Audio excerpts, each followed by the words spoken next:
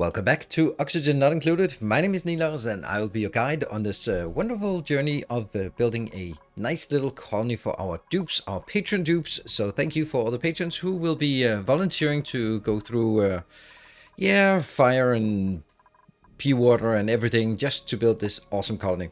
Now, before we dive into this episode, I just want to sort of mention sort of the conundrum or the challenge that I have with these kind of things. So I can do basically two things. I can either do a showcase of this is what the base is, this is how we do, this is the next thing we build, or I can sort of deep dive into specific designs and try to sort of explain those in details, but then you might lose sort of the overall continuity of the progression of the base.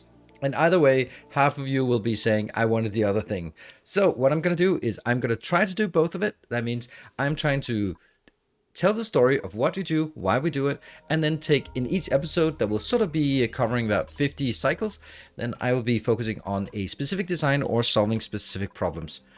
So this is where we left off. We had sort of the very basics, like we had the food taken care of, we have a bit of power taken care of, we have our water storage and our wastewater storage, and we have toilets and bedrooms. And so these are the very basic things that are just needed to take care of. And in this episode, we'll be looking at some of the things that will be more stable and be built for future. So one of the first things is we need to make sure that this power plant is only able to actually provide 600. If I turn the other one on, it can provide 1200, which is enough to break these break the wires. And you can see we start having more and more things that are connected to the wire. We actually have a potential load of 1630, which is more than the allowed 1000, and it's certainly more than the possible 600. So definitely what we want to do first is make some kind of setup here that will be scalable for the future.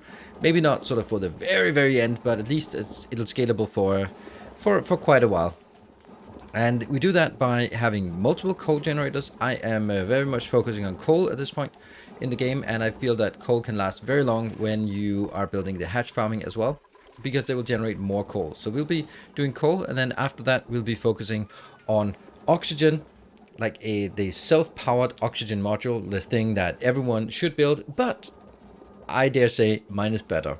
I've been optimizing and tuning on this design for a bit, and I really like my design, so I'm of course going to present it, and then you can let me know in your comment section why it's so bad and other versions are better. So we're going to use this area for our build, and what we need to do is we want to go work on some transformers. I'm going to build as many transformers as we can fit up here. That's 1, 2, 3, 4, 5, 6. Yeah, and I'm going to be removing this one as well. Maybe not now, but we'll definitely remove it. So, aside from this, we also need to kill here and here. And we need to now replace the power wires here with big, heavy watt wires, because we need to transfer more power through this network there. And then we also have these joint plates here that will go through. And if I could just get that one. Okay, well, I guess I'll build them there instead. Here. So what this does is it makes sure that we have heavy watt wire on the production side. So you always do production and batteries and a smart battery on one side of the transformers and no batteries on the other side of the transformer. That is like a cardinal sin, because if you have batteries on the other side of the batteries, then you can actually eat this. No matter what you do, you will be able to overstrain your network, and that's not good. And we can put that here, and then we can put a little box in there and in there, and then we need to get the That's not what I wanted. Here, the automation wire, because these also have to be controlled by the same automation wire there. Okay, we do not have enough copper, so I guess this one has to produce more copper. Boom. And then we have the other issue. All of this has to go out because I can't support it from here. And I can't support this one either. What I will do is build it from These will now go... I'll pair them up in piles of 2. So basically I'll have these two paired up because at some point I'll have the the conductor wire, which can take 2k, and each of those can transform down to 1k. So I need to pair them up. But right now I can only take up one of these at a time. So basically what I want to do is take, maybe say this one goes up. These two are paired together. Then the next one goes something like this. And the last one over here goes, for example, the other way, or jumps up. Once we've done all of that, we can, of course, get coal in here. I'm just preparing this for later on when I can automate this as well. There, that should be available. And then let's build this so we can see it in action. And this is now the setup. We can say I've removed the crusher so we can have 4 lines of 2k or 8 lines of 1k. I'm going to be focusing on the 2k lines later on. So I have set up here. There's one line going for this location and up. There's one line that goes over here and take the furthest part. There's one line that goes down, and there's one line that goes up, sort of later on going this way. This one, the second one going that way. So basically sort of putting in each direction. What I can then do is now I can add more power down here if I want to, or I can add more transformers up here or more batteries up here. Of course, what will be happening is that this will start generating a lot of heat. So we do need to figure out a way to mitigate the heat. Luckily, we have very cold area here with lots of polluted water that's cold. I can pump this out here and cool it. So that's going to be one of the next parts. So what I've also done here is I've removed some space over on this side, and you can see we're also trying to work on the aesthetic feel of our base, because that will just do a little, make a little improvement here. If we can have statues where they are walking the most, that's going to be on the ladders and through these areas as well. So just gradually trying to make it nicer and more stable base. Power is now sorted. This is going to run for a very long time. And the next thing we want to do is work on our self-powered oxygen module. Now, before I design it, I want to show the elements of it so we can go into it. I have also a detailed tutorial on it, but that detailed tutorial is using a less good design than the one I have right now.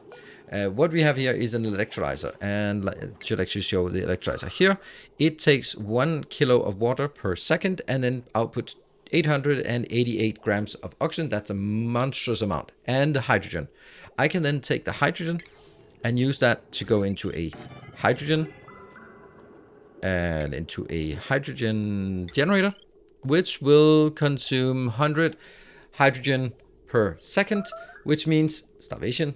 That's not they're just on the toilet or something, forgetting to eat. And yeah, so it takes about 100 grams per second, which is about the same as this one output. So basically for each of these, we'd need one of those. Okay, well, eat then instead of... Oh, you have slime lung, that's why. So you're coughing instead of eating. Yeah, slime lung, that's another little headache. We can talk about that as well. But this is the essence of it. It's the fact that this can... But if you can, then you have a mixed gas of hydrogen and oxygen, and with some clever mechanics that have been optimized over the years, you can actually have it split into hydrogen and oxygen without doing any filtering. Because if you start using filters like this, then you're actually being really inefficient, because they can only, you will have to have this for each pipe outbound, and this will produce 2,000 grams of gas per second. That means that's 2 full pipes, but since it's mixed, then you will never have full every time. So it's going to need to have 3 outputs, right? It'll have 2 outputs for oxygen and 1 output for hydrogen, and that's going to be what we design. It is rather complicated to build, but we can and will build it here. We just need to clean this up a bit first. Regarding the slime lung, because that's another thing, I am very careless about slime lung, and yeah, sometimes someone will get slime lung, but that's fine. Mark, you'll be fine. But what I do in order to mitigate my slime lung is I am setting up these deodorizers everywhere so that I convert polluted oxygen into oxygen. And if you look at this, if we look at slime lung is multiplies in slime and polluted oxygen and killed by oxygen. So as long as we convert it into oxygen, then you can see we have something here, but it will just really quickly go down as long as we convert it into pure oxygen. Yeah, this is a lot, but I've also breached a giant area. in a couple of cycles, this won't really be a problem. But it happens as you just break this here, then it takes all of this. Oh, funny how there's nothing. But all of this 30,000 slime lung, we need to kill that by converting it to oxygen and just letting the oxygen kill it by itself. So I'm not really ever caring about that. Let's get into the design of our self-powered oxygen module. So we have this, well, let's be honest, mess of a thing that I have designed, and I'm gonna let them get started on working on this. So I'll be explaining each of the different setups. We're gonna be going through the different layers first, and then from there, I just always enjoy just seeing them work, and it's also important for me to show that it can be built while working here. I can actually build that one here, and I think that's important as well, because that allows them to jump up there and jump in there and go in here and build, as well as go from here and jump up, or go from here and jump down. So it gives us more flexibility on all the places we can go here, because sometimes you can build something like this that is just impossible to actually build realistically. So let's start with the water coming in. We're going to get water coming in here, and this should be, I'm not going to say as hot as possible, but it's okay if it's 60 degrees hot water. It's actually nice if it's not too cold, because you're going to waste some heat. It goes in here, switches over to radiant pipes. The radiant pipes will go past the hydrogen power plant and the smart battery, because those things will generate heat. They'll go down here as normal pipe, and then we'll go by another hydrogen plant and a transformer, because those are again generating heat. Then it'll go through this area, go past these four what are they? They are gas pumps, and these gas pumps are also generating heat, plus the actual gas in here will be really hot. So basically all of this part will heat up the water in the pipe, and then it'll go in and go past and get some more, absorb some more heat and go in. The reason why I want to absorb as much heat as possible is because it works as cooling for this area, so it doesn't overheat. But it also works in a sense that when I get in here, whatever temperature I get in, I will get at least 70 degrees hot out. But if I put it in as 20 degrees, I'll get 70 degree hot oxygen and hydrogen coming out. If I put it in as 70 degrees, I'll get 70 degrees out. If I put it in at 80 degrees, I'll get 80 degrees out. So you want to get it as high as possible, because even if you get it in as 80 degree hot water, then 80 degree hot hydrogen and oxygen will contain a lot less heat than the water does. So you are annihilating heat that way. So this is why I'm using this as a cooling loop in a hot area as well, because I wanted to get as high up as possible with regards to temperature. So that was the one layer. Then let's look at our, actually I don't want it to be like this. I want it to be there, like that. And or everything level 6, because I want to build. Let's look at electricity. I have 2 electricity networks. Nothing is connected to the main grid. I have the power generation side contains these 2. They are just basic getting the thing kickstarted. Nothing works until that is going. And then it'll be coming in here with hydrogen generators, and then it will be transformed over to another network that will be on conductive wire, because I might have a lot. So that is all of the oxygen, all of the power side. In the automation side, I am missing something. I should also do that, so that I am sure that I also disable the work up here for these manual generators when the battery is full. And I'll be leaving this as 100, and then maybe at 20, because we don't want it to be run completely out. So the next is the gas part. We have gas parts, and there are, first of all, the output gas part. This is how we put oxygen back into the network. I'll have 2 pipelines coming out. Normal pipes, I don't care about the temperature at this point. I'll care about it sooner. Once it's done, then I'll start caring, because it will be very hot oxygen coming out, but we're one thing at a time, right? So it goes out here, and it just tries to saturate this area with oxygen. Should be good. It takes these 2 connected and these 2 connected. Did I also get? No, I did not. Let's get some wire there, and I'll save that one. And these 3 are connected as well. Now I need to make sure that, yeah, that's actually okay right now. I just need to make sure that I don't start building something that is not necessary. Well, that should be fine. Should be fine. And I will do again priority 6 on everything. And we have... I knew that we were going to do that. But you'll just fill up the batteries. That's fine. Just fill up the batteries for now. Right, so output-wise, up here, this will be the hydrogen, and down here will be the oxygen. That will be automatically split, which is a bit of a magical situation, but it can be done, and it will be done. Now, I will be setting this one to above 5,000. There, because I actually don't want it to go out. So, here. These should disable everything. And you will also be let open. Again, we keep prioritizing.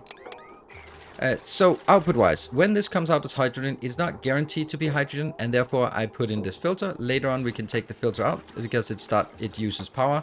There is no reason for doing that. So I will be just like this. Hydrogen goes up. It is important in this case that I do hydrogen into storage and then from storage go out here, because that gives me a buffer in case it doesn't quite fit. And over time, we will be stacking up some hydrogen, which we can then divert to other sources as well. So I'm building up a nice buffer so it can start again. And we are already looking at this. This one is copy settings here. I don't want any of these to work. Why do I have multiple? Because if just one of these say that it should be active, then it should be active and it should be pushing out. We have now built everything in here, and I'll see if there's any junk in here. No junk. Alright, so let's close these doors. They just need to be set to auto. That was not actually a big deal. And I will then be building that part because you can go from here. Let's do here. So the first thing we want to do is we want to make sure that we have power in the network. Yes, we do. We are not going to get anything useful at this time. Oh, please don't block yourself in. That's always the problem when they block themselves in. This will be closed off. This will then be closed off once I have locked this door. It's not unreachable. They will get it. Here we go. And good. Then you go up. And then I lock this up. So why am I locking this up now? Well, if I now lock this up, I start by generating a vacuum in here. And once this one is done, there we go. Then I can just say, if you are above 0, pump. Copy, paste, paste, paste. And I can now also connect these. And what they will do now is they will empty this room of all gas, which is a nice place to get started. Right now they are not working because they ran out of power. There's not much in this battery, and since we're not getting any hydrogen, then it's relying exclusively on these little dupes to run, and the power consumption here is way more than one little dupe can flow. So you're going to be spinning here for quite a while until this one is empty. So we're just letting them empty this room, and then we'll get to the next part. There we go. This has now been vacuumed out. Now, since this was oxygen, you really didn't need to vacuum it out, but I did it anyway, just so we could get a sense of what we want. So these things here, there are multiple different ideas about the levels of what they should be at. I'll try some different things. I can't remember if I like 400 or if I like 250. You can tie it yourself. It will stabilize. The objective is that hydrogen will go up, oxygen will go down, and then this part will then be exclusively hydrogen. So all we need to do now is try to get some water in, and then once we have water in, we'll see that it hopefully starts working. We have the first water coming in now, and it's coming in. Unfortunately, we have taken the water at 30 degrees. It will just heat up from absorb whatever temperature there is around. Of course, the vacuum doesn't really have a temperature. It goes in here and it won't exchange any heat because there's no conductive thing. And now we start monitoring. We get a bit of oxygen, a bit of hydrogen, and we can see hydrogen is already getting up here.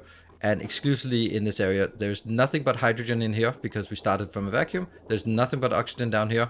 And that means we're actually incredibly smoothly set this up. And of course, we don't have any power yet because this is not coming through here. So we need just a little bit coming in here, and then we'll start getting more power, and then we'll have enough power. And look at that. That thing, it's working. It's stable. It's, yeah. You will never need to do anything about this anymore. This is just working. I don't know what to say. It's like that. There you go. Done. Oxygen from now on, you have a production of about 1600 oxygen per second. That corresponds to enough to feed 16 dupes, and then enough power to feed itself. It doesn't overheat. The only thing that we can concern is that the temperature of the oxygen going out is starting to sort of climb up and become hotter, and that's kind of the next thing we really want to solve. So this is the design, and it's very simple. What we can see here is what I want to do there is actually I'll disable these two because they will never be used again. I can also take this out because this is just consuming power and there is no need for it to generate more power. I'm also going to make sure that we have power down here as well. That is kind of a weird thing why we don't have power. That's a different matter. Let's get that going. So what we need to do is we need to get some cooling here, and we need to get some cooling in the rest of the base, because you can see this is actually gradually heating up quite significantly, and we need that to be done. I think this is actually insufficient generator idle. Oh yeah, someone put it to priorities. Yeah, someone put it to priority 1. Then bad stuff happens. Anyway, what I'm going to do is I'm going to be taking my very, very cold water that we have up here. This is minus 13 degrees, cold water. I'm going to be pumping out, and I'm going to just sort of let it flow through the base in order to cool primarily this part and this part up here. And then also come out and cool the output from this location. So that shouldn't be that much of a problem. And let's build that loop so we can see how that works. Now I prepared the cooling loop. This looks like this. It comes up from this location with the very cold water coming out, the minus 8 degrees only, goes in here and then goes all the way through the loop here, going in, past this with radiant, and go back here, get some radiant down here, so we cool the water coming out, or the oxygen coming out, and then go back and merge back into the loop, go back and forth. This is also generating a lot of heat, so let's do some cooling. And then basically, if we look at the input and the output of this loop, and basically look at if we have just a closed loop that runs around, then it will gradually heat up. So what I've done is I have put a measurement here that will basically say if it reaches, you know what, let's enable it first. Liquid pump enable, so we can see the things coming in. This part here will monitor the content of the pipe, and if it's more than 20 degrees, it'll open this shut-off valve and then let the hot water go out of the loop. As the water goes out of the loop, it comes up here, and then new water will be put in with lower priority. So this is the insert, which comes after the output of the loop. That means the loop will just keep flowing, and then once it heats up to more than 20 degrees, it'll start ejecting the stuff that's over 20 degrees and putting it into this big pile, which definitely needs to be done something about that. And once we'll even speed this up a bit, what we should look at is the first blob here. The first blob is minus 4 degrees, and then let's have a look at how much. It will also dissipate some heat here, or actually absorb some heat, dissipate some cold, no such thing. And now it gets interesting. It's at minus 3, and then as soon as it comes by here, it'll just increase in temperature quite a lot. Let's look at temperatures before. Okay, they're actually not that bad, these temperatures. And let's have a look here in here. What is the temperature now? It's up to 15 degrees, going past the next part, and it'll be increasing as well, 16 degrees. It might not actually even be ejected on the first loop around. It goes down here, and what do we have in temperatures down at this location? The temperature in the pipes is 20-something degrees. And in here, it is being cooled down. We are getting 27 degrees water in. That's kind of a shame, I think. Here we have the water coming in. That's 16 degrees now. Heating up. And what about when it's past this heat up? So this, and I also have the temperature plates just to transfer the heat between the radiant pipes as well as possible in this transaction. We are then going back here, just looping it back around through the base. It is now over 20 degrees. So what we should see is when it comes up here, we'll start ejecting some of it, and that will just go back out here, which will be fun when it overflows, but let's try to avoid that. And then we'll see that whatever is less than 20 degrees will be allowed to pass through until it hits 20 degrees. Let's see, where is it? Here. It went past the heating. Let's have a look. Stop and take a look. 21 degrees. And we'll be seeing as it comes up here, it filters it out. But some of it is allowed. So there we go. This one is 20.5. This next one is 21.5. It goes along. And you can see this injector stops injecting, because now it just flows around. Some of this water is -5 degrees, some is 18 degrees. It doesn't matter, because as soon as it goes above our threshold, then this one will switch on and eject it from the loop. And as you can see, this loop is self-powered. Yeah, it's self-flowing. It doesn't need anything. The only thing you need to make sure that things flow is that you need at least one bridge, because then it will automatically generate a flow by itself. And now you can look at this location. The temperature threshold here, it just kind of goes up and down, 7 degrees, 8 degrees, and this will generate a lot of cooling for our loop. The next time we'll see something being ejected is probably the very first thing, that when that has come all the way around, we'll see it ejected again. Let's just monitor it and then see when we get something ejected out here. And after waiting a full cycle of this just flowing around, we just see that it's never going to get up there. And we have a very, very efficient cooling loop that's just running around here. We have actually managed to cool down our power plant so much that it's very cold.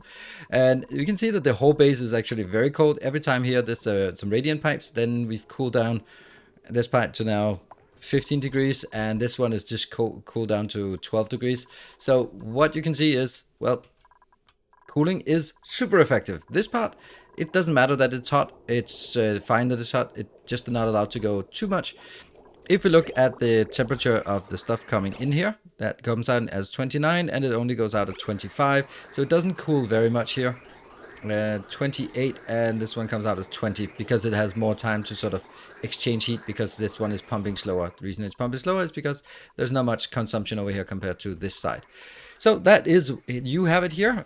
What we've done now is we have built a more permanent energy transformation, super efficient and very nice. We built a self-powered oxygen module that is working here, and it's self-starting, it's self-everything. It's just absolutely no maintenance ever.